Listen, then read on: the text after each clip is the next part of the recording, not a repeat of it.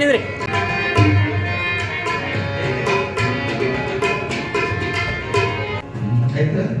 ಆರಾಗು ಈ ಕಡೆ ನೋಡ್ರಿ ರಾಜು. ಶ್ರೀ ಗಣಪತಿ ಶಾರದ ಗುರುಭ್ಯೋ ನಮಃ. ಗುರುರ್ ಬ್ರಹ್ಮ ಗುರುರ್ ವಿಷ್ಣು ಗುರುರ್ದೇವೋ ಮಹೇಶ್ವರ ಗುರುರ್ ಸಾಕ್ಷಾತ್ ಪರಬ್ರಹ್ಮ ತಸ್ಮೈ ಶ್ರೀ ಗುರವೇ ನಮಃ. ತಸ್ಮೈ ಶ್ರೀ ಗುರವೇ ಅಖಂಡ ಮಂಡಲಾಕಾರಂ ವ್ಯಾಪ್ತಂ ಯೇನ ಚರಾಚರಂ ತತ್ಪದಂ ದರ್ಶಿತಂ ಯೇನ ತಸ್ಮೈ ಶ್ರೀ ಗುರವೇ ನಮಃ. ತಸ್ಮೈ ಶ್ರೀ ಗುರವೇ ನಮಃ.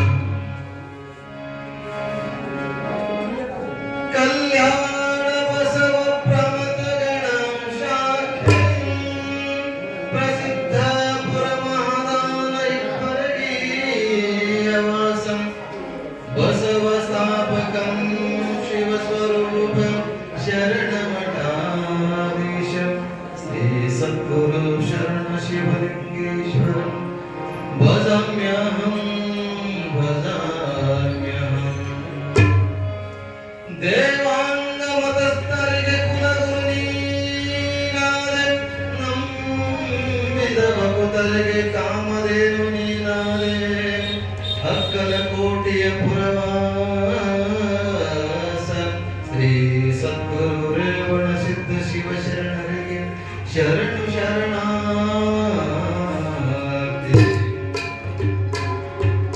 ಚಿದಂಬರ ಮಠಾಧೀಶಂ ಸಿದ್ಧಾರೂಢಧೀಶ್ವರಂ ಶಿಷ್ಯ ಪ್ರಶಿಷ್ಯ ರೂಪೇಣ ಬೋಧಕಂ ಗುರುಮಾಶ್ರಯಂ. ಯದಂಗ್ರಿ ಕಮಲದಂದ್ವಂ ತಾಪತ್ರಯ ನಿವಾರಕಂ ಶಾಂತೈಕ್ಯಪದಂ ದೇವಂ ವಂದೇ ಸಿದ್ಧಾರೂಢಂ ಅಹಂ ಭಜೆ. ಅಂಬ ಶಾಂಬರ ಚಂದ್ರಮೌಳಿ ಪಾರ್ವತಿ ಕಾಳಿ ಹೈಮವತಿ ಶಿವ ತ್ರಿನಯನಿ ಕಾತ್ಯಾಯನಿ ಭೈರವಿ ಸಾವಿತ್ರಿ ನವಯೌವನ ಶಂಕರಿ ಸಾಮ್ರಾಜ್ಯಲಕ್ಷ್ಮೀ ಪದವಿ ಚಿತ್ರೂಪಿ ಭರದೇವತ ಭಗವತಿ ಶ್ರೀರಾಜರಾಜೇಶ್ವರಿ ಶ್ರೀರಾಜರಾಜೇಶ್ವರಿ. ಸಾಂಬದೈ ನಮ ಪಾರ್ವತೇ ಆದ್ಯವಚನಕಾರ ದೇವರ ದಾಸಮಯ್ಯ ಮಹಾರಾಜ ಕಿ, ರಾಮಲಿಂಗ ಚೌಡೇಶ್ವರಿ ಮಹಾರಾಜ ಕಿ, ರೇವಣ ಸಿದ್ಧ ಶಿವಶರಣ ಸ್ವಾಮಿ ಮಹಾರಾಜ ಕಿ, ಸಿದ್ಧಾರ್ಥ ಸ್ವಾಮಿ ಮಹಾರಾಜ ಕಿ, ಶರಣ ಶಿವಲಿಂಗೇಶ್ವರ ಮಹಾರಾಜ ಕಿ. ಜಯ ನಮಃ ಪಾರ್ವತಿ ಪತಿ ಶಿವಾಯ.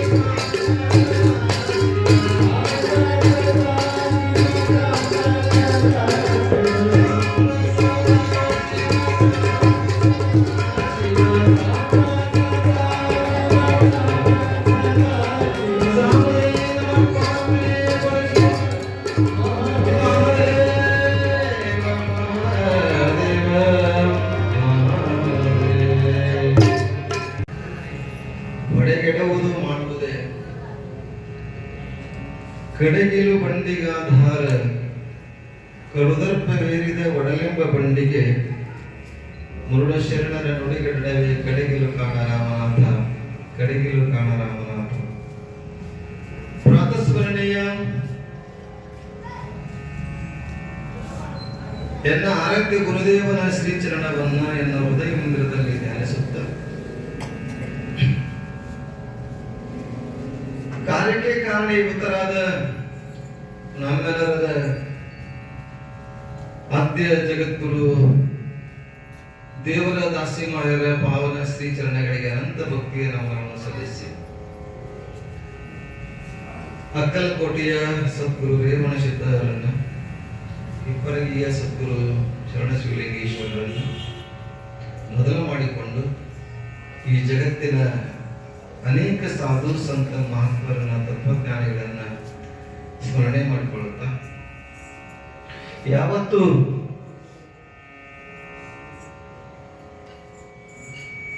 ಈ ಒಂದು ಕಾರ್ಯಕ್ರಮದಲ್ಲಿ ಅತ್ಯಂತ ಉತ್ಸಾಹ ಸಂತೋಷ ಭರಿತವಾಗಿ ದಾಸಿಮಯ್ಯನವರ ಜೀವನ ಚರಿತ್ರೆಯನ್ನ ಕೇಳಬೇಕೆನ್ನುವಂತ ಅಪೇಕ್ಷೆ ಇಟ್ಕೊಂಡು ಇಲ್ಲಿ ದೇವರ ದಾಸಿಮಯ್ಯನವರ ಮಠವನ್ನ ಸ್ಥಾಪನೆ ಮಾಡಿ ಅತ್ಯಂತ ಆಸಕ್ತಿ ಗೌರವದಿಂದ ಈ ಕಾರ್ಯಕ್ರಮವನ್ನು ಯಶಸ್ವಿ ಮಾಡಬೇಕನ್ನುವಂತ ಉತ್ಕಟ ಇಚ್ಛೆಯನ್ನ ಹೊಂದಿರುವಂತ ಹಿರಿಯರು, ನಮ್ಮ ಯುವಕ ಬಳಗವೇ, ತಾಯಂದಿರೆ, ಮುದ್ದು ಮಕ್ಕಳೇ, ಸಂಗೀತ ಕಲಾ ಬಳಗವೇ, ತಮಗೆಲ್ಲರಿಗೂ ಅನಂತ ಸಂತೋಷ. ಅವರ ಜೊತೆಗೆ ಇವತ್ತು ಎಲ್ಲರಿಗೂ ಕೂಡ ಹೊಸ ವರ್ಷದ ಶುಭಾಶಯಗಳು. ಇದು ಹೊಸ ವರ್ಷ, ನಾವು ಹೇಳಂಗಿಲ್ಲ, ಇವತ್ತು ಹೇಳ್ತೀವಿ. ಹೊಸ ವರ್ಷ, ಯುಗಾದಿ, ಚೈತ್ರ ಮಾಸ,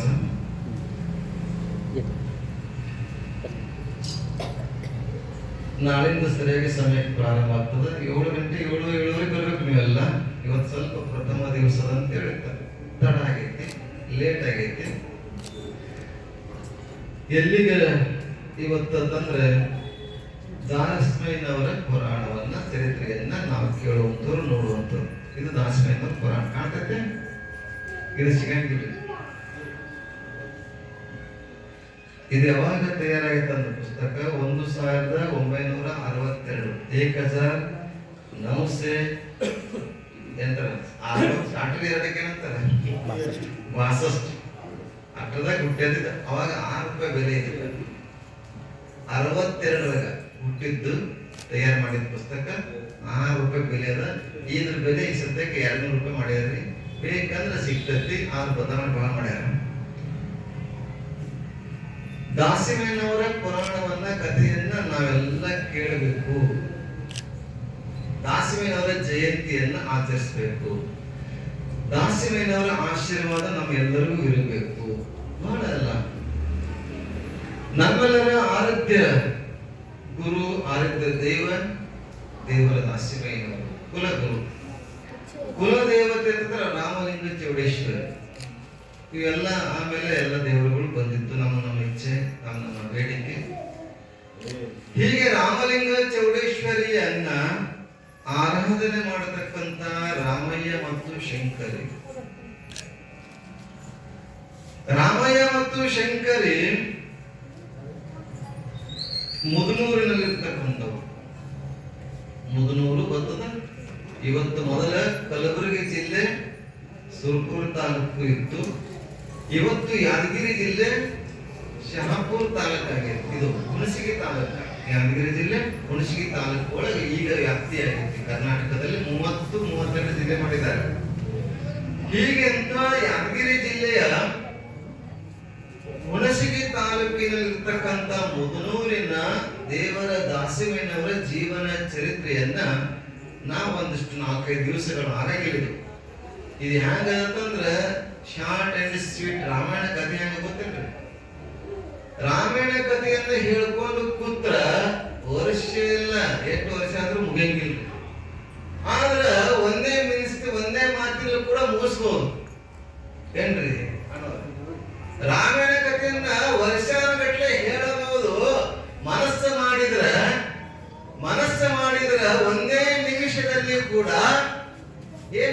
ಮುಗಿಸ್ಬಹುದು.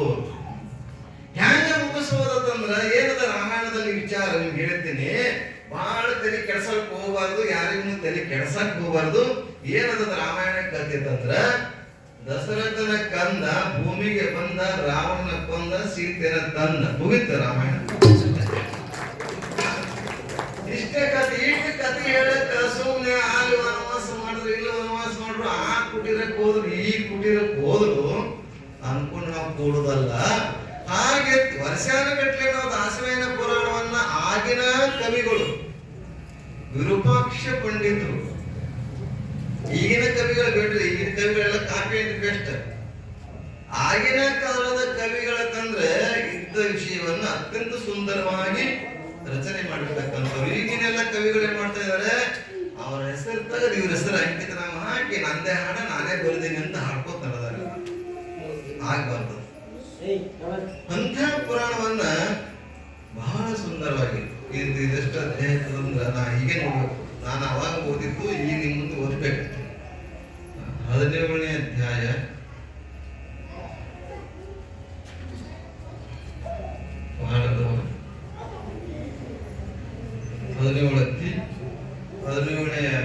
ಅಂದ್ರೆ 17 ಅಧ್ಯಾಯ. 17 ಅಧ್ಯಾಯದಲ್ಲಿ ಒಟ್ಟು 1156 ಪದ್ಯಗಳನ್ನ ರಚನೆ ಮಾಡಿ ಈ ಚರಿತ್ರೆಯನ್ನ ದಾಸವಾಯನ ಚರಿತ್ರೆಯನ್ನ ಹಿಡಿದಿಟ್ಟಿದ್ದಾರೆ. 17 ಅಧ್ಯಾಯ 1156. ನನ್ನ ಕನ್ನಡ, ನಮ್ಗೆ ಕನ್ನಡ ಬರಂಗಿಲ್ಲ, ಮರಾಠಿ ಬರಂಗಿಲ್ಲ, ನಿಮ್ಗೆ ಕನ್ನಡ ಬರಂಗಿಲ್ಲ. ತಿಳ್ಕೊಳ್ರಿ, ಯಾರಿಗೆ ಬರ್ತೈತೆ ಅವ್ರಿಗೆ ನಾಳೆ ಕೇಳಿ. 1156 ಅಂತಂದ್ರೆ ಏನು ಕಾಯ ಅಸಮಣ್ಣ ಕಾಯ ಅಂತ ನೀವು ಇನ್ನೊಬ್ರಿಗೆ ಕೇಳಬೇಕು. ಎಲ್ಲ ಕನ್ನಡ ಬರೋರಿದ್ದರೆ ಹೆಚ್ಚುಕಮ್ಮ. ಇಲ್ಲಿ ವಿರೂಪಾಕ್ಷ ಪಂಡಿತರು ಇದನ್ನ ಬರೆದವರು, ಹೆಚ್ಚಿದಕ್ಕೆ ಅಧ್ಯಯನ ಮಾಡಿ ಬರೆದವರು ನಮ್ಮವರೇ ಪಗು ಹಳಕಟ್ಟಿಯವರು. ಡಾಕ್ಟರ್ ಲಾಲ್ ಬಹದ್ದೂರ್ ಪದವಿಯನ್ನ ಪಡೆದಂತವರು ಫಕೀರಪ್ಪ ಗುರುಬಸಪ್ಪ ಹಳಕಟ್ಟಿಯವರು. ಅವರು ಇದನ್ನು ಸಂಪಾದನೆ ಮಾಡಿ ಇದಕ್ಕೆ ಮುನ್ನುಡಿ ಬರೆದು ಬನಹಟ್ಟಿಯ ಭದ್ರಣ್ಣವರ ದೇವೇಂದ್ರಪ್ಪ ಗಿರಿಮಲ್ಲಪ್ಪ ಭದ್ರಣ್ಣವರು ಸ್ವಂತ ಖರ್ಚಿನಿಂದ ಇದನ್ನ ಪ್ರಿಂಟ್ ಮಾಡಿಸಿದ್ದಾರೆ 62ರಲ್ಲಿ. ನಾವೆಲ್ಲ ಹುಟ್ಟಿಲ್ಲ ಅನಿಸ್ತದ. 62ರಲ್ಲಿ ಪ್ರಿಂಟ್ ಮಾಡಿಸಲಿಕ್ಕೆ ಇದೆಲ್ಲಕ್ಕೂ ಕಾರಣ ಅಂದ್ರೆ ಹಳಕಟ್ಟಿಯವರು. ಅವಾಗ 6 ರೂಪಾಯಿ ಬೆಲೆ ಬರ್ತಕ್ಕಂಥದ್ದು ಮಾಡಿದ್ದಾರೆ. ಈಗ ಬಿಡ್ರಿ, ಸಿಗಂಗಿಲ್ಲ, ಇದು ಮಾಡಿದ್ದಾರೆ, ಸಿಗ್ತದೆ. ನಿಮ್ಗೆ ಬೇಕಂದ್ರೆ ಹೇಳ್ತೀನಿ, ನಾಳೆ ಎಲ್ಲಿ ಸಿಗ್ತಾವ ಅಂತೇಳಿ. ಇಂಥ ಪುರಾಣವನ್ನ ಪ್ರಾರಂಭದಲ್ಲಿ ಏನ್ ಮಾಡ್ತಾರಂತಂದ್ರೆ ಕವಿಗಳು ಗುರು ದೇವತೆಯ ವರ್ಣನೆ ಮಾಡ್ತಾರೆ. ಸಾಮಾನ್ಯವಾಗಿ ಪುರಾಣ ಪುಣ್ಯ ಕಥೆಗಳಲ್ಲಿ ಇದು ಗುರುಗಳ ದೇವತೆಯ ವರ್ಣನೆ, ಸಂಸ್ಕೃತಿಯನ್ನ ಮಾಡುವಂಥದ್ದು. ಮಂಗಲಾಚರಣೆ ಅಂತಾರೆ ಇದಕ್ಕೆ. ಪ್ರಾರಂಭದಲ್ಲಿ ದಾಸಿಮಯ್ಯನ ಪುರಾಣವನ್ನ ಬರಬೇಕಿಂತ ಪೂರ್ವದಲ್ಲಿ ಕವಿಗಳು ವಿರೂಪಾಕ್ಷ ಪಂಡಿತರು ಗುರು ಮತ್ತು ದೇವತೆಯನ್ನ ಸ್ತುತಿಯನ್ನ ಮಾಡ್ತಾರೆ. ಯಾಕೆ ಸ್ತುತಿಯನ್ನ ಮಾಡ್ತಾರೆ ಅಂತ ಕೇಳಿದ್ರೆ, ನಾನು ಮಾಡತಕ್ಕಂತ ಕಾರ್ಯವನ್ನ, ನಾನು ಮಾಡತಕ್ಕಂತ ಈ ಸೇವೆಯನ್ನ, ನಾನು ಬರೀತಕ್ಕಂತ ದಾಸಮಯ್ಯನ ಪುರಾಣವನ್ನ ನಿರ್ವಿಘ್ನವಾಗಿ ಸಮಾಪ್ತಿ ಆಗಬೇಕು. ಕಾರ್ಯ ಸಮಾಪ್ತಿ ಆಗ್ಬೇಕಾದ್ರೆ ನಿರ್ವಿಘ್ನ ಕಾರ್ಯ ಸಮಾಪ್ತಿ ಆಚರೆ ಮಂಗಲಂ.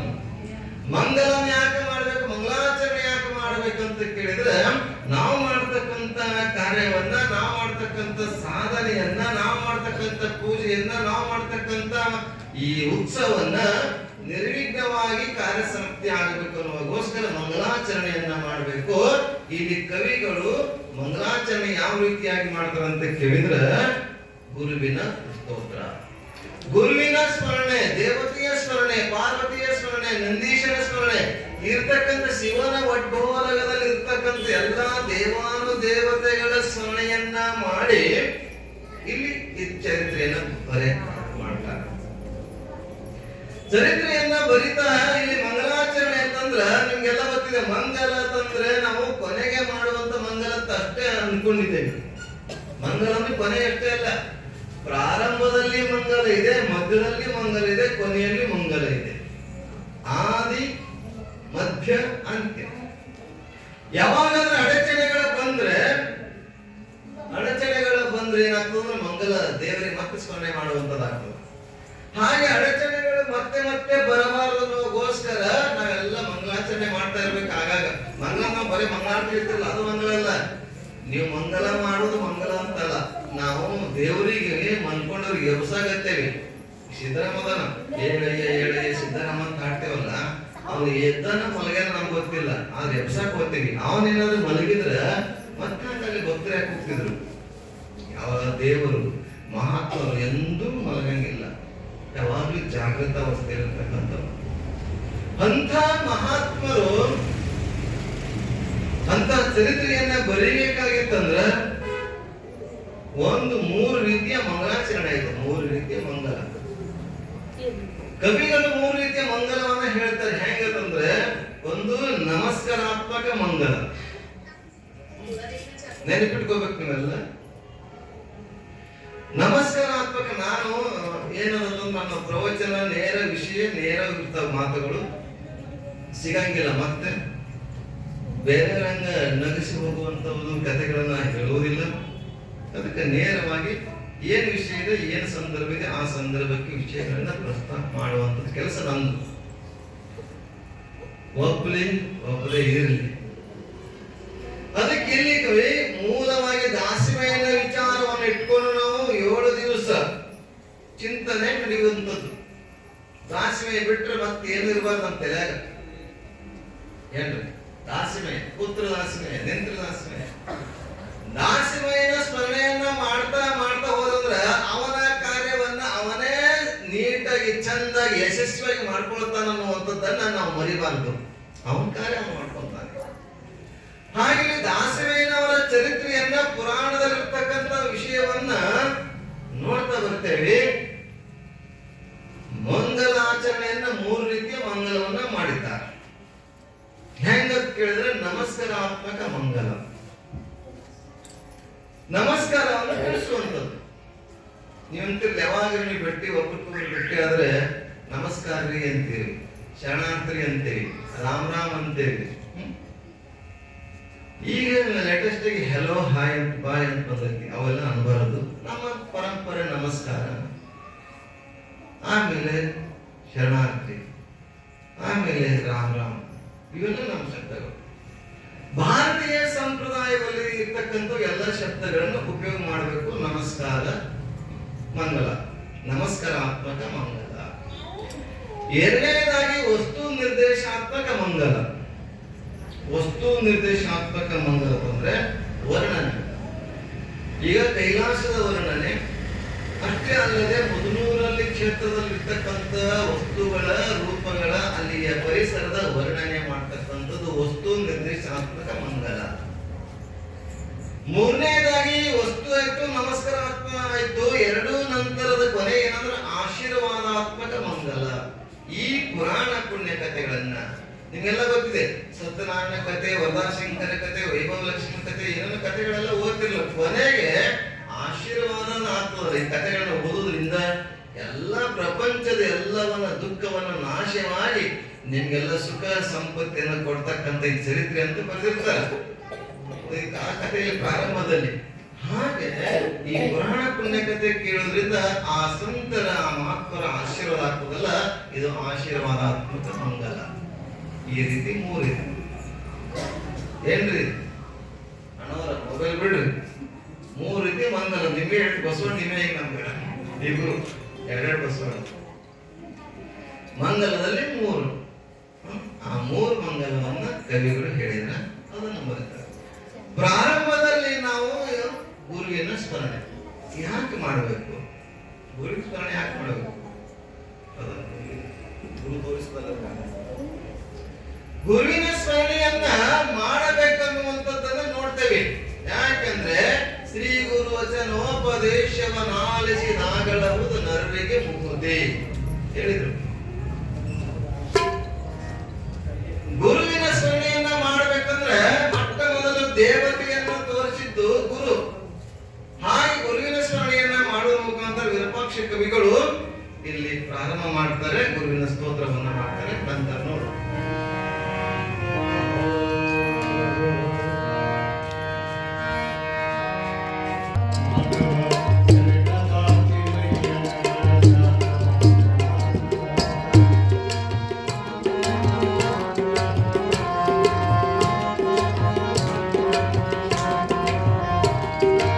ಶಿವನೇ ಗುರು ಗುರುವೇ ಶಿವನು ಎಂದು ನೆನೆಯುತ್ತ. ಶಿವನೇ ಗುರು ಶಿವನೇ ಗುರು ಎಂದು ನೆನೆಯುತ್ತ. ಬಸವ ತತ್ವ ಎಂದು ಹೇಳಿದಾತ್ರಿ ನಗುತ್ತ. ಶಿವನೇ ಕರ್ತನೆಂದು ನೀ ಅರಿಯುತ್ತ. ಶರಣ ಭಜಿಸಿ ಕರುಣ ಬರೆಯೋ ಬೇಗ ಬಂದು ನೀ. ಶರಣ ಭಜಿಸಿ ಕರುಣೆ ಬರೆಯೋ ಬೇಗ ಬಂದು ನೀ. ಯಾರಿಲ್ಲ ಗುರುತಿಗೊರಗು ನಂಬು ನಂಬು ನೀ ನಂಬು ನಂಬು ನೀ. ಶರಣದಾಸಿ ಕೈಯರ ಬರಗ ಶರಣದಾಸಿ ಕೈಯರ ಧ್ಯಾನ ಮಾಡು ಮಾನವ.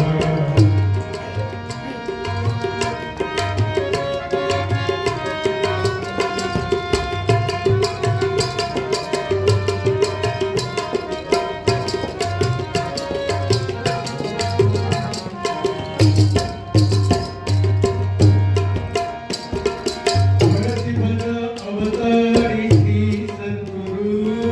ಪರಶಿವನ ಅವತಾರಿ ಶ್ರೀ ಸದ್ಗುರು. ಪರಶಿವನ ಅವತಾರಿ ಶ್ರೀ ಸದ್ಗುರು. ಧರೆ ರಕ್ಷಿಸಲೆಂದು ಬಂದ ಪಾವನ ಗುರು. ಧರೆಯ ರಕ್ಷಿಸಲೆಂದು ಬಂದ ಪಾವನ ಗುರು. ಪರಮ ಗುರು ಶಿವಚರಣ ಸಂತರಂತೆ ಪೂಜರು. ಪರಮ ಗುರು ಶಿವಚರಣ ಸಂತರಂತೆ ಪೂಜರು. ಶರಣೆಂದು ಪೂಜಿಸಿ ಆನಂದದಿಂದಿರು. ಶರಣರೆಂದು ಪೂಜಿಸಿ ಆನಂದದಿಂದಿರು. ಶರಣದಾಸಿ ಕೈಯರವರ ಧ್ಯಾನಮಾಡುವ ಕರುಣರಾಗಿ ಭಜಿಸಿ ದಾಟಬೇಕು ಈ ಭವ. ಶರಣದಾಸಿ ಕೈಯರವರ ಧ್ಯಾನಮಾಡುವ ಕರುಣರಾಗಿ ಭಜಿಸಿ ದಾಟಬೇಕು ಈ ಭವ. ಕರುಣರಾಗಿ ದಾಟಬೇಕು ಈ ಗುರುವೇ ಸದ್ವಿದ್ಯಾ ವಿದ್ಯಾ ಗುರುವೇ ಮಾಂಗಲ್ಯದಾಯಕ ಭೋಗ ಮೋಕ್ಷಪ್ರದ ಮಹಾ ಗುರುಮೂರ್ತಿ ಮಹಿಮಾಂತಿರಾಗರೋಷಾದಿ ವಿರಹಿತ ಸಕಲ ತತ್ವಾರ್ಥ ಬೋಧಕ ಶ್ರೀ ಗುರುವೇ ಜಯತು. ಶ್ರೀ ಗುರುವೇ ಜಯತು. ಮಲ್ಲಿಶಾಂತ ಮಮ ಗುರುವೇ ಮಲ್ಲಿಶಾಂತ ಮಮ ಗುರುವೇ. ನೀ ಮಲಿದರೆ ಕೊರಡು ಪುನರ್ಮದು. ನೀ ಮಲಿದರೆ ವಿಷವು ಅಮೃತ ಹೌದಯ್ಯ. ಕೂಡಲ ಸಂಗಮ ದೇವ ಕೂಡಲ ಸಂಗಮ ದೇವ. ಮಡಿಕೆಯ ಮಾಡುವಡೆ ಮೊನ್ನೆ ಮೊದಲು ತೊಡುಗೆಯ ಮಾಡುವಡೆ ಮೊನ್ನೆ ಮೊದಲು. ಶಿವಪಥವ ಇವಡೆ ಗುರುಪಥವೇ ಮೊದಲು. ಕೂಡಲ ಸಂಗಮ ದೇವನ ಹರಿವಡೆ ಶರಣರ ಸಂಗವೇ ಮೊದಲು. ಶರಣರ ಸಂಗವೇ ಮೊದಲು. ಬಹಳ ಸುಂದರವಾಗಿ ಕವಿ ವಿರೂಪಾಕ್ಷ ಪಂಡಿತರು ಏನ್ ಹೇಳ್ತಾರಂತ ಕೇಳಿದರೆ ಗುರುವಿನ ಸ್ಮರಣೆಯನ್ನ ಮಾಡ್ತಾರೆ ಪ್ರಾರಂಭಕ್ಕೆ. ಈ ಕಡೆ ನೋಡಿ. ಗುರುವಿನ ಸ್ಮರಣೆಯನ್ನ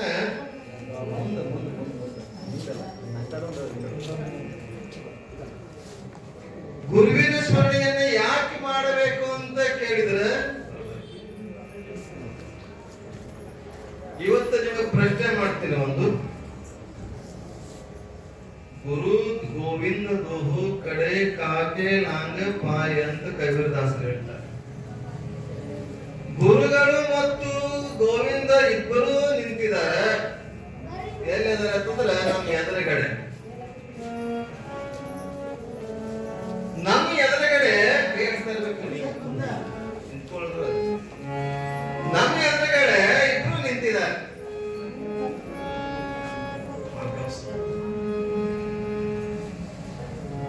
ಯಾರಿಗೆ ನಮಸ್ಕಾರ ಮಾಡ್ಬೇಕು ಅನ್ನುವಂಥದ್ದನ್ನ ಮಾಡ್ತೀನಿ. ಯಾರಿಗೆ ಮಾಡ್ಬೇಕು? ಪರಮೇಶ್ವರ. ಯಾರಿಗೆ ಮಾಡ್ಬೇಕು? ಅವರು ವಿಚಾರ ಯಾರು ಕಲ್ಲ ದೇವರಿಗೆ ಮಾಡ್ತಾರ ಯಾರು ಮನುಷ್ಯ ಗುರು ದೇವರು ಇಬ್ರು ನಿಂತಾರ ಯಾರಿಗೆ ನಮಸ್ಕಾರ ಮಾಡೋಕ ನನಗೆ ಮುಂದೆ ಹೋದ ಪರಮೇಶ್ವರ ಜಗತ್ತಿಗೆ ಅಲ್ಲಿ ಮೊದಲು ನಾವ್ ಏನ್ ಮಾಡ್ತೇವಿ, ಕೆಲವರು ಗುರುಗಳಿಗೆ ಅಂತಾರೆ, ಕೆಲವರು ದೇವರಿಗೆ ಅಂತಾರೆ. ಆದ್ರೆ ಗುರು ದೇವತೆಯ ಪ್ರಶ್ನೆದಲ್ಲಿ ನಾವು ಮೊದಲು ಬೇಡ್ರಿ ಅದೇ ಬಿಡ್ರಿ, ಅದು ಗೊತ್ತಾಗಿ ಅಂದ್ರೆ ಇಲ್ಲಿ ಅವನ ಮೊದಲ ಅಪ್ಪನ ಮೊದಲ ತಂದೆ ಮತ್ತು ತಾಯಿ ಇಬ್ರು ನಿಂತಾರ ಯಾರಿಗೆ ನಮಸ್ಕಾರ ಮಾಡ್ಬೇಕು ಮೊದಲ? ತಾಯಿಗೆ ಮಾಡ್ಬೇಕು. ತಾಯಿಗೆ ಮಾಡಬೇಕು ಅಂತ, ಯಾಕಂದ್ರೆ ವೇದ ಉಪನಿಷತ್ತುಗಳು ತಂದೆ ಶ್ರೇಷ್ಠ ತಾಯಿ ಕನಿಷ್ಠ ಅಲ್ಲ, ಆದ್ರೆ ಮೊಟ್ಟ ಮೊದಲು ತಾಯಿಗೆ ನಮಸ್ಕಾರ ಮಾಡ. ತಾಯಿಗೆ ಯಾಕೆ ನಮಸ್ಕಾರ ಮಾಡ್ಬೇಕಂದ್ರ ಹಡೆದು ಹೊತ್ತು ಹೆತ್ತು ಏನಂತಾರೆ ತುತ್ತು ಕೊಟ್ಟು ಬೆಳೆಸಿ ಮಾಡಿರ್ತಾರೆ. ದೊಡ್ಡವನಾಗಿ ಮಾಡುವುದರ ಜೊತೆಗೆ ಇವನು ನಿಮ್ಮ ಅಪ್ಪ, ಇವನು ನಿಮ್ಮ ಅಣ್ಣ, ಇವನು ನಿಮ್ಮ ಅಪ್ಪ, ಕಾಕ, ಬಾಬ ಇವೆಲ್ಲ ಪರಿಚಯ ಯಾರು ಮಾಡಿಸ್ಕೊಡ್ತಾರೆ ಅಂತ ಕೇಳಿದ್ರೆ ತಾಯಿ ಮಾಡಿಸ್ಕೊಡ್ತಾಳೆ. ಅದಕ್ಕೆ ತಾಯಿ ನಮಸ್ಕಾರ ಅಂತ ಮೊದಲು. ಹಾಗೆ ಗುರು ಮತ್ತು ದೇವರು ಇಬ್ರು ಎದರ ಅದಾರ ಅಂತ ಕೇಳಿದ್ರೆ, ನಿಂತಾರ ಅಂತ ಕೇಳಿದ್ರೆ ಯಾರಿಗೆ ನಮಸ್ಕಾರ ಮಾಡಬೇಕು ಅಂತ ಕೇಳಿದ್ರೆ ಮೊದಲು ನಾವು ಗುರುವಿಗೆ ನಮಸ್ಕಾರ ಮಾಡಬೇಕು. ಗುರುವಿಗೆ ನಮಸ್ಕಾರ. ಹಾಗಿಲ್ಲಿ ಗುರುವಿನ ಸ್ಮರಣೆಯನ್ನ ಮಾಡುತ್ತಾ ವಿರೂಪಾಕ್ಷ ಪಂಡಿತರು ಗುರುವಿನ ಸ್ಮರಣೆ, ದೇವರ ಸ್ಮರಣೆ, ಕೈಲಾಸವನ್ನ ಎಲ್ಲವನ್ನ ಮಾಡಿಕೊಂಡು ಹೋಗಿ ಕೈಲಾಸದಲ್ಲಿ ಎಲ್ಲ ಮಹಾತ್ಮರು ಶಿವನ ವಟೋದಕದಲ್ಲಿ ಕೂತಿದ್ದಾರೆ. ಕೈಲಾಸದಲ್ಲಿ ಶಿವನ ವಟೋದಕದಲ್ಲಿ ಅವನ ರಾಯಭಾರಿ ರಾಜ್ಯಭಾರಿ ಮಾಡ್ತಕ್ಕಂಥದ್ದು. ಶಿವ ಕೂತಿದ್ದಾನೆ. ಎಲ್ಲಾ ಕಡೆ ಗುರು ಹಿರಿಯರು, ದೇವಾನ ದೇವತೆಗಳು, ನಂದಿ, ಭೃಂಗಿ ಏನದಲ್ಲ, ಋಷಿ ಮುನಿಗಳು, ಸಪ್ತ ಋಷಿಗಳು ಎಲ್ಲರೂ ಕೂತಿದ್ದಾರೆ. ಅಂತ ಸಂದರ್ಭದಲ್ಲಿ ಮಾತುಕತೆಗಳು ನಡೀತಾ ಇರ್ತವೆ. ಅದೇ ಸಂದರ್ಭದಲ್ಲಿ ನಾರದ ಮಹರ್ಷಿ ಬರ್ತಾರೆ. ನಾರಾಯಣ ನಾರಾಯಣ. ನಾರದ ಮಹರ್ಷಿ ಬಂದಿದ್ದಾನೆ. ಅವನು ತ್ರಿಲೋಕಿ ಸಂಚಾರಿ ಅಂತ ಕರೀತಾರೆ. ಏನಂತ ಮಾತಾಡ್ತಾರೆ? ನೀವೆಲ್ಲ ಸ್ವಲ್ಪ ಕೂಡ ಮಾತಾಡ್ತಾ ಇರ್ಬೇಕು. ನಾವು ಹೊಸಬ್ರು, ನೀವು ಹೊಸಬ್ರಾಗಿರ್ತೀರಿ, ಮಾತಾಡ್ತಾ ಇರ್ಬೇಕು. ನಾರಾಯಣ ನಾರಾಯಣ ಅಂದ್ಕೊಂಡು ಮೂರು ಲೋಕವನ್ನ ಸಂಚಾರ ಮಾಡಿ ಕೈಲಾಸಕ್ಕೆ ಬಂದಿದ್ದಾರೆ. ಶಿವನ ಹತ್ತಿರ ಬಂದಿದ್ದಾನೆ. ಯಾಕಂದ್ರೆ ಇಲ್ಲಿಯ ಸುದ್ದಿಯನ್ನ ಅಲ್ಲಿ ಮುಟ್ಸಕ್ಕ, ಸುದ್ದಿಯನ್ನು ಮುಟ್ಸಕ್ಕ, ಅಲ್ಲಿ ಸುದ್ದಿಯನ್ನ ಮುಟ್ಟಿಸ್ಬೇಕು ಅಂತ ವಿಚಾರ ಮಾಡಿದ್ರೆ ನಮ್ಗೆ ವಿಚಾರ ಇನ್ನೊಂದಿಷ್ಟು ಹಿಂದೆ ಹೇಳ್ತೀನಿ. ಮೂರು ಲೋಕದ ಎಷ್ಟು ಲೋಕದವ್ ಗೊತ್ತಿಲ್ಲ. ನೀವು ಕೇಳ್ತೀರಿ ಎಷ್ಟು ಲೋಕದವ್ರಿ ಇದೆ. ನಾಳೆ ನೀವು ಫುಲ್ ಆಗ್ತೀರ, ಹೊರಗೆ ಯಾರಿಗೆ ಪ್ರಶ್ನೆ ಅವರು ಹೊರಗೆ ಹಾಕಂತ ಹೇಳಿದ್ರೆ ಇಲ್ಲ ಮಳೆ ಅದ, ಅವಕಡೆ ಅದ, ಏನ್ ಮಾಡಣ್ರಿ ತಂದ್ರು ಒಳಗೆ ಹಾಕ್ಯಾರ. ಹೀಗೆ ಹಿಟ್ಟಾಗೈತಿ, ಮುಂದೆ ಇದು ಅವ್ರಿಗೆ ಹೊರ ಹಾಕ್ತಿರಂತ ಗೊತ್ತದ. ಹಾಗಿಲ್ಲಿ ಮೂರು ಲೋಕ ಅಲ್ಲ, 14 ಲೋಕಗಳದಾವ. 14 ಲೋಕ ನಿಮ್ಗೆಲ್ಲ ಗೊತ್ತಿದೆ. ನಿಮ್ಗೆಲ್ಲ ಎರಡೇ ತವರು ಊರ, ಗಂಡನ ಊರ, ಎರಡೇ ಊರ. ಇವರಿಗೆ ಎಲ್ಲ ಊರ. ನಿಮ್ ನೋಡಕ್ ಹೋಗಕ್ಕಿಂತ ಮುಂಚೆ ಇವರೆಲ್ಲ ಊರಿಗೆ ಅಡ್ಡಾಡ್ಕೊಂಡು ಬಂದು ನಿಮ್ ಊರಿಗೆ ಬಂದು ನಿಮ್ ಕರ್ಕೊಂಡ್ ಬಂದಾರ. ಆದ್ರೆ ನಾರದ ಮಹರ್ಷಿಗೆ ಮೂರು ಲೋಕ ಸಂಚಾರ ಅಂತ ಹೇಳ್ತಾರಲ್ಲ, 3 ಲೋಕ ಇಲ್ಲ, 14 ಲೋಕಗಳಿದ್ದಾವೆ. ದೇವಿ ಪುರಾಣದಲ್ಲಿ, ದೇವಿ ಭಾಗವತದಲ್ಲಾಗಲಿ, ಶಿವ ಪುರಾಣದಲ್ಲಾಗಲಿ ಅನೇಕ ಪುರಾಣಗಳಲ್ಲಿ ಹೇಳ್ತಾ ಬರ್ತಾರೆ. ಎಷ್ಟು ಲೋಕ? 14 ಲೋಕ. 14 ಲೋಕಗಳು ಹೆಂಗಂತ ಕೇಳಿದ್ರ, ಕೆಳಗೆ 7 ಲೋಕ, ಮೇಲೆ 7 ಲೋಕ ಅಂತ. ಕೆಳಗ 7 ಲೋಕ, ಮೇಲೆ 7 ಲೋಕ. ತಳ, ಅತಳ, ಸುತಳ, ಪಾತಾಳ, ತಳಾತಳ, ರಸಾತಳ ಅಂತ ಕೆಳಗೆ 7 ಲೋಕ. ಮ್ಯಾಲ ಭೂ, ಭೂ, ಸ್ವಹ, ಮಹ, ಜನ, ತಪ, ಸತ್ಯ ಲೋಕಗಳು ಮೇಲೆ 7 ಲೋಕ. ಆ 7 ಲೋಕ, ಈ 7 ಲೋಕ, 14 ಲೋಕಗಳಂತ ನಾವು ಹೇಳ್ತೇವೆ. ಆದ್ರೆ ಇದು ಸಾಮಾನ್ಯವಾಗಿ 3 ಲೋಕ ಅಂತ ಹೇಳ್ತೇವೆ. 3 ಲೋಕ ಅಂದ್ರೆ ನಮಗೆ ಇದು ಮತ್ತೆ ಲೋಕ ಕೈಲಾಸ, ಜ್ಞಾನ, ಇದು ಭೂಲೋಕ, ಮತ್ತೆ ಲೋಕ ಮಾತಾಡ ಅಷ್ಟೇ. 14 ಲೋಕಗಳದಾವ. ಈ ಲೋಕಗಳಿಂದ ಸಂಚಾರ ಮಾಡಿ ಪರಮಾತ್ಮ ಹತ್ತಿರ ಬಂದಿದ್ದಾನೆ. ಶರಣಾರ್ಥಿ ನಮಸ್ಕಾರ ಎಲ್ಲ ಆಗಿದೆ. ಶಾಸನ ಸ್ವೀಕ ತಿಳಿದೀನಿ ಮೊದಲಕ್ಕೆ ರಾಮಾಯಣ ಕಥೆ ಕೇಳ್ಬಿಡ್ತೀನಿ. ಏನ್ ಹೇಳಿದ್ರು ಆಮೇಲೆ ಕತ್ತಿದ್ರೆ ನೀವು ಬಲ್ಲಾದವ್ರು ಬಂದವ್ರಿಗೆ ಹೇಳ್ರಿ ನಾಳೆಗೆ. ನೀವು ಹೋಗ್ತಿರಲ್ಲ ಅದು ಇದು ಮಾತಾಡ್ಬೇಡ್ರಿ, ಹಿಂಗ್ ಹೇಳಿದ್ರು ಹಂಗಿದ್ರು ಅಂತ ಹೇಳಿ. ಅಲ್ಲಿ ಎಷ್ಟು ಸುಂದರವಾಗಿ ಹೇಳ್ತಾರೆ ಕೇಳಿದ್ರ, ಈ ಜಗತ್ತನ್ನು ನಿರ್ಮಾಣ ಮಾಡಿರ್ತಕ್ಕಂತ ಪರಮಾತ್ಮ ಗೊತ್ತಿರ್ತದೆ ಎಲ್ಲ ಈ ಲೋಕದಲ್ಲಿ ಏನೇನು ನಡೀತಾ ಇದೆ ಅಂತ. ಆದ್ರೂ ಕೂಡ ಒಬ್ಬ ಭೂತನನ್ನ ನಾರದನನ್ನ ಮುಖ್ಯವಾಗಿ ಇಟ್ಕೊಂಡು ಇಲ್ಲಿಯ ಲೋಕದ ಸುದ್ದಿಯನ್ನ, ಸಮಾಚಾರವನ್ನ, ವಿಷಯವನ್ನೆಲ್ಲ ಹೋಗಿ ಪರಮಾತ್ಮನಿಗೆ ಒಪ್ಪಿಸ್ತಾನೆ. ಹೇ ಪರಮಾತ್ಮ, ಇಲ್ಲಿರ್ತಕ್ಕಂತ ಈ ಲೋಕವನ್ನ ಸೃಷ್ಟಿ ಮಾಡಿದ ನೀನು ಸೃಷ್ಟಿಕರ್ತ, ನೀನು ಲಯಕರ್ತ. ಆದ್ರೆ ಈ ಲೋಕದಲ್ಲಿ ಇರ್ತಕ್ಕಂಥವರು ನಿನ್ನನ್ನೇ ಮರೆತಿದ್ದಾರೆ. ಏನ್ ಮಾಡಿದಾರ? ನಿನ್ನನ್ನೇ ಮರೆತಿದ್ದಾರೆ. ನಿನಗೆ ಮರೆತಿದ್ದಾರೆ ಅವರು. ತಂದೆ ತಾಯಿಯನ್ನ ಗೌರವ ಕೊಡ್ತಾ ಇಲ್ಲ, ತಾಯಿ ತಂದೆಗೆ ತಂದೆ ತಾಯಿ ಅಂತ ಇಲ್ಲ, ಅಣ್ಣ ತಮ್ಮಂದಿರು ಒಬ್ಬರಿಗೊಬ್ಬರು ಪ್ರೀತಿ ಇಲ್ಲ, ಅಕ್ಕಂಗಿರು ಒಬ್ರಿಗೊಬ್ರು ಪ್ರೀತಿ ಇಲ್ಲ. ಅತ್ತಿ ಕಂಡ ಸೊಸೆ ಆಗಲ್ಲ, ಸೊಸೆ ಕಂಡ ಬಿಡ್ರಿ. ಈಗ ಏನಾರ ಸೊಸಿ ಬರ್ಬೇಕಾಗಿತ್ತು ಅಂದ್ರೆ ನಮ್ಮ ಮನೀಗ ಅದಕ್ಕೆ ಕೇಳ್ತಾರಂತ, ಏನು ಕಚರ ಡಬ್ಬಿ ಅದಾವ ಇಲ್ಲ ಅಂತ ಕೇಳ್ತಾರಪ್ಪ.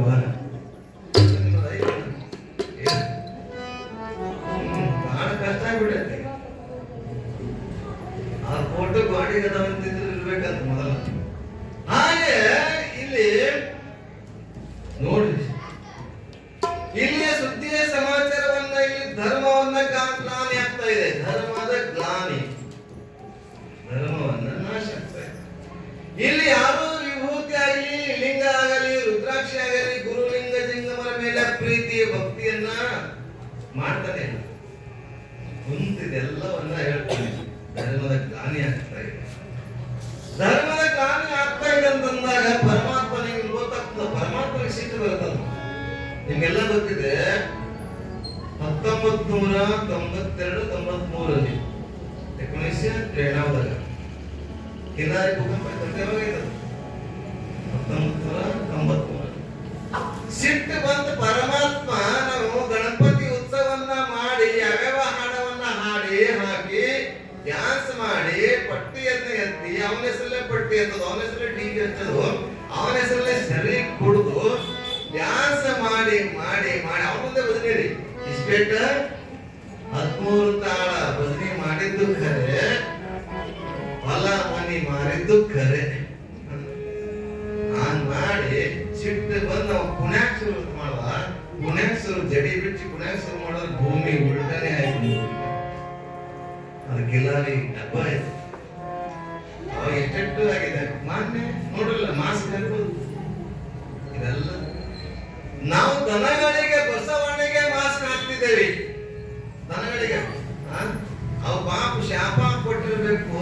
ನಮಗ ಒಂದ್ಸಲ ನೀವು ಮಾಸ್ಕ್ ಹಾಕ್ತಿರಲ್ಲ, ಮಾಸ್ಕ್ ಹತ್ತಿರದು ಕನ್ನಡದಾಗ ಮಾಸ್ಕ್ ಇದೆ. ಬಾಯ್ಕಟ್ಟು. ಅದಕ್ಕೆ ಬಾಯಿಗೆ ಕಟ್ಟೆ ಹಾಕಿದೆಯಲ್ಲ ದನಕ್ಕೆ, ಎತ್ತಿಗೆ, ಅದು ಶಾಪ ಕೊಟ್ಟಿರ್ಬೇಕು. ನಿಮಗೂ ಒಂದ್ ದಿವಸ ಕಟ್ಟಿಸ್ತೇನೆ ಅಂದಿರ್ಬೇಕು. ಅದಕ್ಕೆ ನಾವೆಲ್ಲ 2 ವರ್ಷ ಆಯ್ತು ಕಟ್ಕೊಂಡ ತಿರುಗಾಡ. ಒಬ್ಬರು ಮಾರಿ ಒಬ್ಬರು ನೋಡಿಲ್ಲ, ಒಬ್ಬರು ಮುಖ ಒಬ್ಬರು ನೋಡಿಲ್ಲ, ಒಬ್ಬರು ಮನೆಗೆ ಒಬ್ಬರು ಹೋಗಿಲ್ಲ. ಎಂತ ಕಾಲ. ಅದಕ್ಕೆ ದೇವತೆ ಮೇಲೆ, ಗುರುವಿನ ಮೇಲೆ ನಮ್ಮ ಲಿಂಗಾಯತ ಪರಂಪರೆ, ಲಿಂಗ ಗುರು ಜಂಗಮ ಆರಾಧನೆ ಮಾಡ್ತಕ್ಕಂಥದ್ದು ಪರಂಪರೆ. ಇದ್ಯಾವುದೂ ಮಾಡ್ತಾ ಇಲ್ಲ ಅಂತಂದಾಗ ಪರಮಾತ್ಮ ಸಿಟ್ಟು ಮಾಡಿಲ್ಲ ಹೌದಾ ಅಂತ ಕೇಳ್ತಾರೆ. ಭಗವದ್ಗೀತೆ ಒಂದು ಮಾತಿದೆ, ಯದಾ ಯದಾ ಹಿ ಧರ್ಮಸ್ಯ ಗ್ಲಾನಿರ್ಭವತಿ ಭಾರತ, ಯದಾ ಯದಾ ಹಿ ಧರ್ಮಸ್ಯ ಗ್ಲಾನಿರ್ಭವತಿ ಭಾರತ, ಅಭ್ಯುತ್ಥಾನಂ ಅಧರ್ಮಸ್ಯ ತದಾತ್ಮಾನಂ ಸೃಜಮ್ಯಹಂ ಪರಿತ್ರಾಣಾಯ ಸಾಧೂನಾಂ ವಿನಾಶಾಯ ಚ ದುಷ್ಕೃತಾಂ ಧರ್ಮ ಸಂಸ್ಥಾಪನಾರ್ಥಾಯ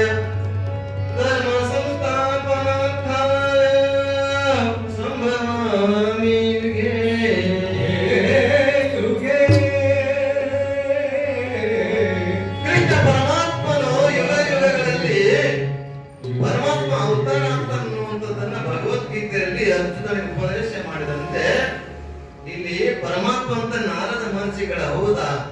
ಇಷ್ಟೆಲ್ಲ ನಡೀತಾ ಇದೆ. ಗುರು ಹಿರಿಯರ ಮೇಲೆ ಭಕ್ತಿ ಗೌರವ ಇಲ್ಲ ಏನು? ಒಬ್ಬರಿಗೊಬ್ಬರು ಪ್ರೀತಿ ಇಲ್ಲ ಏನೋ ಅಂತ ಕೇಳಿದಾಗ ಈ ಪ್ರೀತಿ ಧರ್ಮ ಈ ವಿಶ್ವಾಸವನ್ನ ಬೆಳೆಸಬೇಕನ್ನುವಗೋಸ್ಕರ ಅಲ್ಲಿರ್ತಕ್ಕಂಥ ಒಬ್ಬ ಗಣಾಧೀಶನಿಗೆ ಹೇಳ್ತಾನೆ, ನೋಡು, ಈ ಧರ್ಮದ ಬೀಜವನ್ನ ಧರ್ಮದ ರಕ್ಷಣೆಯನ್ನ ಮಾಡಬೇಕು. ಧರ್ಮೋ ರಕ್ಷತೆ ರಕ್ಷತ ಅಂತ ಹೇಳಿದ್ದಾರೆ.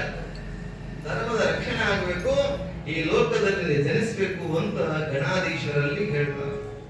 ಆಗ ಗಣಾಧೀಶ ಕೇಳ್ತಾನೆ, ಎಲ್ಲಿ ಹುಟ್ಟಬೇಕು, ಎಲ್ಲಿ ಜನಿಸಬೇಕು? ಬೇಕಲ್ಲ, ಎಲ್ಲಿ ಸೋಲಾಪುರದಲ್ಲಿ ಜನಿಸಬೇಕು, ಏನು ಮಹಾರಾಷ್ಟ್ರಕ್ಕೋ ಕರ್ನಾಟಕೋ ಆಂಧ್ರ ಇದಾವಲ್ಲ ನಮ್ಮಲ್ಲಿ. ನವಖಂಡ ಪೃಥ್ವಿಯೊಳಗೆ ಎರಡಾಡಿನ ಭಾಷೆ 9 ಖಂಡಗಳ ಅಂತ ನಮ್ಮಲ್ಲಿ. ಇಂಥ ಖಂಡಗಳಲ್ಲಿ ಯಾವ ಖಂಡದಲ್ಲಿ ಜನಿಸಬೇಕು? ಹಂಗ ನಾವು ಖಂಡದ ಮತ್ತು ಮೋಸ ಖಂಡ ತಿಳ್ಕೊಂಡ್ರೆ ಖಂಡದ ದ್ವೀಪಗಳಂತಾರೆ. ಈ ಭಾರತ ದೇಶನ ಖಂಡಗಳನ್ನಾಗಿ ವಿಭಾಗ ಮಾಡಿದ್ದಾರೆ. ಹೀಗೆ 9 ಖಂಡಗಳಿದಾವೆ. ಅದರಲ್ಲಿ ಒಂದು ಕರ್ನಾಟಕ, ಮಹಾರಾಷ್ಟ್ರ, ಆಂಧ್ರ, ತಮಿಳುನಾಡು, ಗುಜರಾತ್ ಹಿಂಗೆಲ್ಲ ಬೇರೆ ಬೇರೆ ಅವಲ್ಲ. ಯುಪಿ ಯಾವ ಭಾಗದಲ್ಲಿ ಜನಿಸಬೇಕು ಅಂತ ಕೇಳ್ತಾರೆ. ಹಾಗೆ ಅಲ್ಲಿ ಪರಮಾತ್ಮ ಧ್ಯಾನವನ್ನ ಮಾಡುತ್ತಾ ಮುದನೂರು ಎನ್ನುವಂತ ಗ್ರಾಮ ಇದೆ, ಕಲಬುರಗಿ ಜಿಲ್ಲೆ ಸುರಪುರ ತಾಲೂಕಿನಲ್ಲಿ ಇರ್ತಕ್ಕಂಥ ಮುದನೂರು ಗ್ರಾಮ. ಮುದ ನೀರು ಅರ್ಥ ನೋಡ್ರಿ. ಮುದ ಅಂದ್ರೆ ಮೃದು, ಮುದ ಅದ ಮೆತ್ತಗ, ಸ್ಮೂತು, ಸಿಹಿ. ಮುದ ಅಂದ್ರೆ ಮೆತ್ತಗ ಇರತಕ್ಕಂಥ ನೀರು, ಮುದ ನೀರು. ಅಲ್ಲಿ ನೀರು, ಗಾಳಿ, ವಾತಾವರಣ ಎಲ್ಲ ನಮ್ಮ ಮನಸ್ಸಿಗೆ ಮುದ ನೀಡುತ್ತದೆ, ಸಂತೋಷ ನೀಡೋದಕ್ಕಾಗಿ ಅದಕ್ಕ ಮುದ ನೀರು, ಮುದನೂರು ಅಂತಾಗಿತ್ತು ಅನ್ನುವಂಥದ್ದನ್ನು ನೋಡ್ತಾ ಬರ್ತೀವಿ. ಅಂತ ಮುದನೂರಿನಲ್ಲಿ ಇಬ್ಬರು ದಂಪತಿಗಳಿದ್ದಾರೆ. ಇಬ್ಬರು ದಂಪತಿಗಳು ರಾಮಯ್ಯ ಮತ್ತು ಶಂಕರಿ. ರಾಮಯ್ಯ, ಶಂಕರಿ ಇಬ್ಬರು ದಂಪತಿಗಳು ಸತತವಾಗಿ ಭಗವಂತನ ಸ್ಮರಣೆಯನ್ನ ಮಾಡ್ತಾ ಇರ್ತಾರೆ.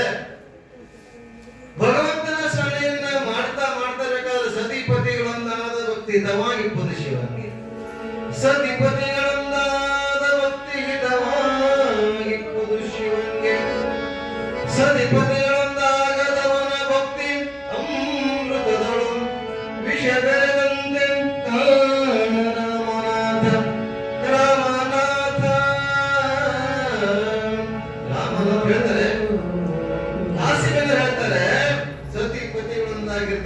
ಭಕ್ತಿ ಮಾಡ್ತಕ್ಕಂತ ಇಬ್ಬರು ದಂಪತಿಗಳಿದ್ದಾರೆ. ಅವರೇ ರಾಮಯ್ಯ ಮತ್ತು ಶಂಕರ. ರಾಮಯ್ಯ ಶಂಕರ ಈ ದಂಪತಿಗಳು ಏನ್ ಮಾಡ್ತಾ ಇದ್ದಾರೆ ಅಂತ ಕೇಳಿದ್ರೆ, ಈ ಮುದ್ನೂರಲ್ಲಿ ಇದ್ದಾರೆ. ಹಿಂಗೆಲ್ಲ ಗೊತ್ತಿದೆ.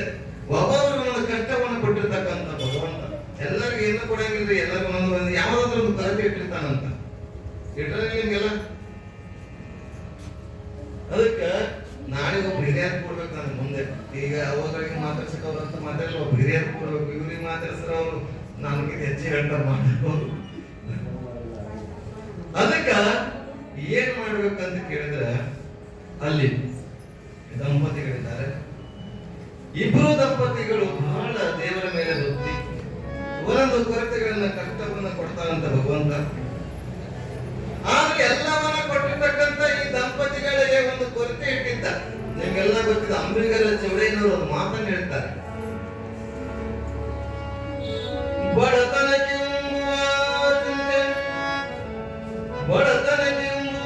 ಚಿಂತೆ, ಉಣದಾದರೆ ಇಡುವ ಚಿಂತೆ, ಇಡದಾದರೆ ಹೆಂಡರ ಚಿಂತೆ, ಹೆಂಡರಾದರೆ ಬದುಕಿನ ಚಿಂತೆ, ಹೆಂಡರಾದರೆ ಮಕ್ಕಳ ಚಿಂತೆ, ಮಕ್ಕಳಾದರೆ ಬದುಕಿನ ಚಿಂತೆ, ಬದುಕಾದರೆ ಮರಣದ ಚಿಂತೆ.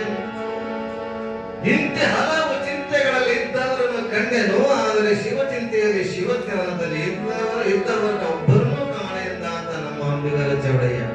ಅಂಬಿಗರ ಚೌಡಯ್ಯನವರು ಹೇಳ್ತಾರೆ, ಎಲ್ಲಾ ಚಿಂತೆ ಇದಾವೆ, ಒಬ್ಬೊಬ್ಬರ ಒಂದೊಂದು ಚಿಂತೆಯನ್ನ ಪರಮಾತ್ಮ ಕೊಟ್ಟಿರ್ತಾನಂತೆ. ಆದ್ರೆ ಈ ದಾಸಿಮಯ್ಯನವರ ತಂದೆ ತಾಯಿಗಳಾಗಿರ್ತಕ್ಕಂಥ ರಾಮಯ್ಯ ಮತ್ತು ಶಂಕರಿಗೆ ಎಲ್ಲ ಉಡಾಕಿ ಏನೂ ಕೊರತೆ ಇಲ್ಲ. ಮದುವೆಯಾಗಿ ಹಲವಾರು ವರ್ಷಗಳಾಗಿತ್ತು. ಸಾಮಾನ್ಯ ನಿಮ್ಗೆ ಗೊತ್ತದ, ಮದುವೆ ಆದ 1 ವರ್ಷ 2 ವರ್ಷದ ಆಗಬೇಕು ಕೂಸ ಕುನ್ನಿಗಳು. ಆದ್ರೆ ಆಗಿದ್ದಿಲ್ಲ. ಅದನ್ನ ಚಿಂತೆಯನ್ನು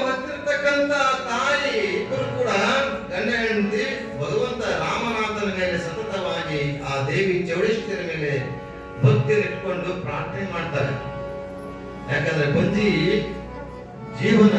ಬದುಕು ಬಹಳ ಕಷ್ಟ ಆಗಿದೆ ಜೀವನದಲ್ಲಿ, ಸಮಾಜದಲ್ಲಿ ಅನ್ನುವಂಥದ್ದನ್ನು ನೋಡ್ತಾ ಬರ್ತೀವಿ.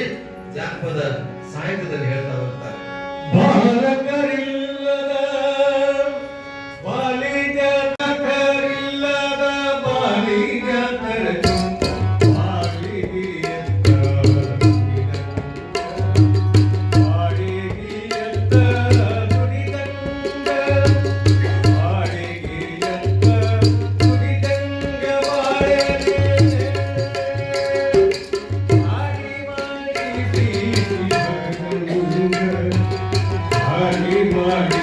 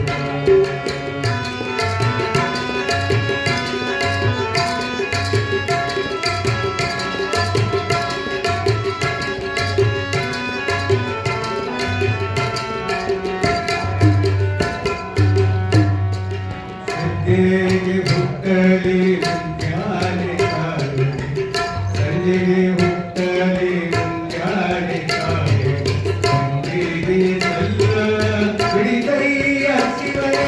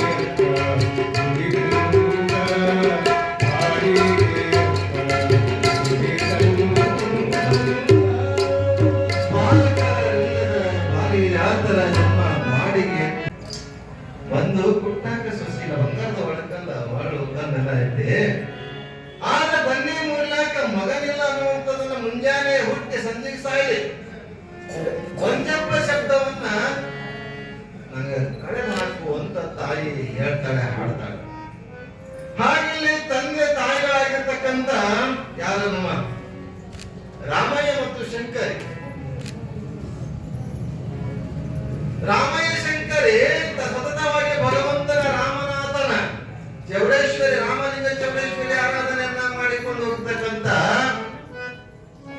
ಆಕೆ ಇಲ್ಲಿ ಕೈಲಾಸದಲ್ಲಿ ಈ ಗಣಾಧೀಶ ಹೋಗು ಮತ್ತೆ ಲೋಕಕ್ಕೆ ಹೋಗು, ಅಲ್ಲಿ ಧರ್ಮವನ್ನ ಬೋಧನೆ ಮಾಡು, ಧರ್ಮದ ರಕ್ಷಣೆ ಮಾಡುವಂತ ಹೇಳಿ ಕಳಿಸಿರ್ತಾನೆ ಪರಮಾತ್ಮ. ಇಲ್ಲಿ ಎಲ್ಲ ಅವತರಿಸಬೇಕು ಅಂತ ಕೇಳಿರ್ತಾನೆ. ಇಲ್ಲಿ ಆಗಾಗಲೇ ಈಕೆ ರಾಮಯ್ಯ ಶಂಕರಿ ಭಗವಂತನ ಧ್ಯಾನವನ್ನ ಮಾಡ್ತಾ ಮಾಡ್ತಾ ಹೋಗಿರ್ತಾರೆ. ಆಗ ಹೇಳ್ತಾನೆ, ಇಂಥ ಊರಲ್ಲಿ ಇಂಥ ಕ್ಷೇತ್ರದಲ್ಲಿ ರಾಮಯ್ಯ ಶಂಕರಿ ಅಂತ ಗಂಡ ಹೆಂಡತಿ ಇದ್ದಾರೆ. ಅಂತವರ ಗರ್ಭದಲ್ಲಿ ಪವಿತ್ರ ಗರ್ಭದಲ್ಲಿ ನೀನು ನೆನೆಸಬೇಕು, ಪವಿತ್ರ ಗರ್ಭದಲ್ಲಿ ನೀನು ಜನಿಸಬೇಕು ಅಂತ ಆ ಊರಿಗೆ ಬರ್ತಾನೆ. ಯಾವ ರೀತಿಯಾಗಿ ಅಲ್ಲಿ ತಂದೆ ತಾಯಿಗಳು ಕೂಡ ರಾಮಯ್ಯ ಶಂಕರ್ ಇಬ್ರು ಗಂಡ ಹೆಂಡತಿ ರಾಮನಾಥನ ಮೇಲೆ ಭಕ್ತಿ ಇಟ್ಟು ಶ್ರದ್ಧೆಯಿಂದ ಪೂಜಿಸ್ತಾ ಇರ್ತಾರೋ ಹಾಗೆ ಅವರ ಆಶೀರ್ವಾದ ಎಂಬಂತೆ ಅಲ್ಲಿರ್ತಕ್ಕಂಥ ಪರಮಾತ್ಮನಿಗೆ ಅರ್ಪಿಸಿರ್ತಕ್ಕಂಥ ಹೂವನ್ನ ಪತ್ರಿಯನ್ನ ಬಲದಲ್ಲಿರ್ತಕ್ಕಂಥದ್ದು ಕೆಳಗೆ ಬೀಳುತ್ತದೆ ಅಂತ. ಇನ್ನೊಂದು ಕಡೆ ಆ ಪರಮಾತ್ಮನ ಸ್ವಪ್ನದಲ್ಲಿ ಹೋಗಿ ಆಕೆಯ ಉಡಿಯಲ್ಲಿ ಹಣ್ಣು ಕಾಯಿ ಹೂ ಅಕ್ಷತೆಯನ್ನ ಅರ್ಪಿಸ್ತಾರೆ ಅಂತ ಇನ್ನೊಂದು ಕಡೆ ಎಲ್ಲವನ್ನ ಮಾಡಿ ಸ್ವಪ್ನದಲ್ಲಿ ಭಗವಂತನ ಆಶೀರ್ವಾದ ಆಗ್ತದೆ. ತಾನು ನಂಬಿರತಕ್ಕಂತ ರಾಮನಾಥ ರಾಮಲಿಂಗ ಆಶೀರ್ವಾದ ಮಾಡ್ತಾನೆ. ಇದಾದ ನಂತರ ನವಮಾಸಗಳು ಗತಿಸ್ತವೆ. ನವಮಾಸಗಳ ಗತಿಸಿದ ನಂತರ ಎಲ್ಲರಿಗೂ ಕೂಡ ನಿಮಗೆಲ್ಲ ಗೊತ್ತಿದೆ, ಶರಣಬಸವೇಶ್ವರನ ಚರಿತ್ರೆಯಲ್ಲಿ 39 ತಿಂಗಳು ಮಹಾದೇವಿ, ಶರಣಬಸವನ ಹೆಂಡತಿ ಮಹಾದೇವಿ ಒಂದು ವರ್ಷ 2 ವರ್ಷ 39 ತಿಂಗಳು ಮಗು ಹೊಟ್ಟೆ ಇಟ್ಕೊಂಡು ಓಡಾಡಂತ. ಒಂದೇ 9 ತಿಂಗಳು ಇಟ್ಕೊಂಡ್ರೆ ಕಷ್ಟ ಅಲ್ಲ. ಆ 39 ತಿಂಗಳು 27 ತಿಂಗಳು ಹೊಟ್ಟಿ ಒಳಗೆ ಇಟ್ಕೊಂಡು ಕೆಲಸ ಮಾಡಿದವಂತ. ಅವ ಆರೋಗ್ಯ ಬಂದ್ರ ದೇವ್ರ ಆಣೆ ಅಂತ ಆಣೆ ಹಾಕಿದ್ದದು, ಗುರುವಿನ ಆಣೆ ಅಂತ ಹಾಕಿದ್ದ ಪರಮಾತ್ಮ. ಹಾಗಿಲ್ಲಿ ಈಕೆ ಗರ್ಭವತಿ ಆಗಿದ್ದಾಳೆ. ನವಮಾಸಗಳ ಕಳೀತಾ ಇದ್ದಾವೆ. ಯಾವ ರೀತಿ ನಿಮ್ಗೆಲ್ಲ ಗೊತ್ತಿದೆ, ನವಮಾಸಗಳಿದ್ದಾಗ ಮಣ್ಣು ತಿನ್ನೋದು ಏನಂತ ಇಲ್ಲಿ ತಿನ್ನೋದು ಮಾಡ್ತೇವೆ. ನಿಮ್ ಕಡೆ ಇಲ್ಲಿ ಬಿಡ್ರಿ, ಮಣ್ಣೆ ಸಿಗಂಗಿಲ್ಲ. ಹಳ್ಳಕ್ಕಿದ್ರೆಲ್ಲ ಗೊತ್ತಿರ್ತಂತೆ ಅವೆಲ್ಲ ಏನಂದ್ರೆ ವಿಭೂತಿ ಸಿಮೆಂಟಿಗೆ ನೆಕ್ಕೋದು ಬಾಡಿಗೆ ಏನ್ ತಿಂದ್ರು ಸಮಾಧಾನ ಇರಂಗಿಲ್ಲ ಅವ್ರಿಗೆ. ಅಂದ್ರೆ ಆಗ ಅದ ತಿನ್ಬೇಕು ಅನ್ಸತ್ತೆ ಅಂತ ಗೊತ್ತಿಲ್ಲ, ಏನ್ ಅನ್ಸುತ್ತೆ ಗೊತ್ತಿಲ್ಲ, ಆದ್ರೆ ತಿಂತಾರ, ತಿನ್ನೋದು ಬಿಡ್ಬೇಕು. ಬಿಟ್ಟೇರಿಗೆಲ್ಲ ಹೆಣ್ಮಕ್ಳು ಸೂಕ್ಷ್ಮ ಆಗ್ಯಾರ. ಆಗ ಗರ್ಭವತಿ ಇದ್ದಾಗ ಏನ್ ಮಾಡ್ಬೇಕಂತ ನೋವ ವಿಷಯವನ್ನ ಎಂತ ಗರ್ಭದಲ್ಲಿದ್ದಾಗ ನಾವು ಏನೇನು ಮಾಡ್ತೀವಿ ಅದೇ ಸಂಸ್ಕಾರವಂತ ಮಕ್ಕಳನ್ನ ಜನಿಸ್ತಾರೆ ನಮ್ಮ ಮಕ್ಕಳನ್ನ. ನಾಳಿನ ಸಮಯದಲ್ಲಿ ನೋಡೋಣ.